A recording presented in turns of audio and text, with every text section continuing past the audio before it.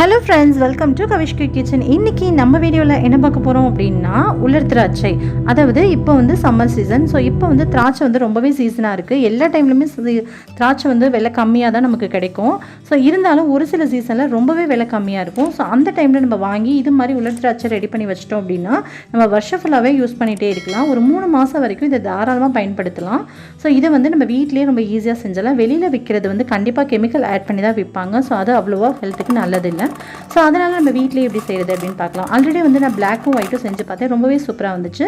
So இன்றைக்கி வந்து நான் க்ரீனில் வந்து சீட்லெஸ் இருக்குல்ல, அதை வச்சு நான் செஞ்சு காட்ட போகிறேன். இது வந்து ஒரு 1/4 கிலோ அளவுக்கு இருக்கும்.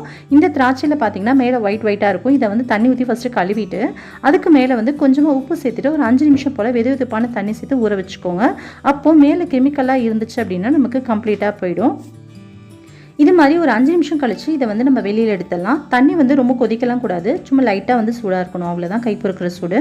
இதை வந்து வேற ஒரு பிளேட்டில் மாற்றிட்டு இப்போ வந்து இட்லி பாத்திரத்தில் கொஞ்சமாக தண்ணி வச்சுக்கலாம். தண்ணி வந்து நல்லா கொதிக்கட்டும். கொதிச்சதுக்கப்புறமா இட்லி பாத்திரத்துக்கு மேலே தட்டு இருக்கும்ல, அந்த தட்டில் வந்து இதை கொஞ்சம் கொஞ்சமாக எடுத்து அடுக்கி வச்சுக்கலாம். இப்போது தட்டில் எல்லாத்தையும் அடுக்கி வச்சுருக்கோம்லாம், அதை வந்து அப்படியே தண்ணி கொதிச்சதுக்கப்புறம் வச்சுட்டு ஒரு 5 நிமிஷம் போல் நம்ம கொதிக்க வச்சு, அதாவது வேக வச்சு எடுத்துக்கலாம். இது வந்து ஒரு சிலர் வந்து தண்ணியில் கொதிக்க வச்சு எடுக்கிறாங்க. அப்படி எடுத்தோம் அப்படின்னா அதில் உள்ள சத்துக்கள் எல்லாம் வெளியே போயிடும். இப்போ பார்த்தீங்கன்னா ஒரு 5 நிமிஷம் கழிச்சு பார்த்தோன்னா அந்த வேர்த்து இருக்கும்ல மேலெல்லாம், அந்த தண்ணி மட்டும் இதில் வந்து லைட்டாக வந்திருக்கு. இதை வந்து நம்ம வடிச்சிட்டு நம்ம வேற ஒரு பிளேட்டுக்கு மாற்றிடலாம். மாற்றிட்டு இதை வந்து ஒரு 3 நாள் வரைக்கும் இதை வெயிலில் வச்சோம் அப்படின்னா நமக்கு கம்ப்ளீட்டாக நம்மளோட உலர் திராட்சை ரெடி ஆகிடுங்க. இப்போ பார்த்தீங்கன்னா திராட்சை வந்து எந்த அளவுக்கு சுருங்கி வெந்திருக்கு பார்த்தீங்களா, இது மாதிரி இருக்கணும்.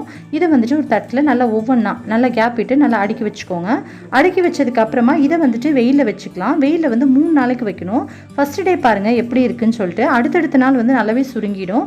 ஸோ இது மாதிரி 3 நாள் வரைக்கும் வச்சோம் அப்படின்னா நல்லாவே காஞ்சிரும். ஒருவேளை உங்களுக்கு வெயில் கம்மியாக இருக்குது நீங்கள் இருக்கிற ஏரியாவில் அப்படின்னா கொஞ்சம் காயத்துக்கு டைம் எடுக்கும். இல்லைன்னா ரொம்ப சீக்கிரமாகவே நமக்கு வந்து ரெடி ஆகிரும். அதிகபட்சம் 3 நாள் டைம் எடுக்கும். வெயில் கம்மியாக இருக்கும் பட்சத்தில் கொஞ்சம் டைம் வந்து 1 நாள் 2 நாள் கூடுதலாக இருக்கலாம். ஓகே, நம்மளுடைய உலர் திராட்சை ரொம்ப சூப்பராக ரெடி ஆகிடுச்சு. நம்ம சாதாரண திராட்சையை விட உலர் திராட்சையில் பெனிஃபிட்ஸ் அதிகமாக இருக்குது. ஸோ கண்டிப்பாக இது மாதிரி செய்து சாப்பிடுங்க. வெயிட் வந்து இன்க்ரீஸ் ஆகணும், கெயின் ஆகணும்னு நினச்சிங்கன்னா இதை வந்து தண்ணியில் ஊற வச்சு காலையில் சாப்பிட்டு வந்தீங்க அப்படின்னா உங்களோட வெயிட் வந்து சீக்கிரம் இன்க்ரீஸ் ஆகிடும். ஓகே, உங்களுக்கு இந்த வீடியோ நிச்சயமாக யூஸ்ஃபுல்லாக இருந்திருக்கும் அப்படின்னு நினைக்கிறேன். அப்படி யூஸ்ஃபுல்லாக இருந்துச்சுன்னா நம்ம சேனல் கவிஷ்கி கிச்சனுக்கு ஒரு லைக் கொடுங்க, ஷேர் பண்ணுங்கள், மறக்காமல் சப்ஸ்கிரைப் பண்ணிக்கோங்க. தேங்க்யூ.